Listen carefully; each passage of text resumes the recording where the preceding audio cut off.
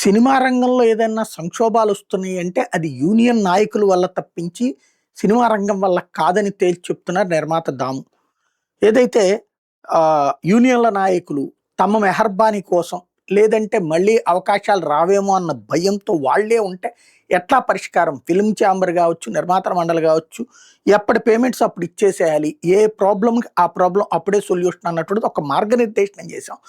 దాన్ని ఆచరించకుండా మీ అంతటి మీరే వాడు రేపిస్తాడు, ఎల్లుండిస్తాడు అని చెప్పి ఆపేస్తే మిమ్మల్ని నమ్ముకున్న యూనియన్లను నమ్ముకున్నటువంటి కార్మికుల పరిస్థితి ఏంటి? అది ఫైటర్స్ అయినా, సింగర్స్ అయినా, డాన్సర్స్ అయినా, కొరియోగ్రాఫర్స్ అయినా ఇట్లాగా ప్రతి దాంట్లో కూడా సర్టన్ టైం అంటే నువ్వు పని చేయగానే నీ డబ్బులు నువ్వు తీసేసుకో, ఇచ్చేసేయి సిబ్బందికి.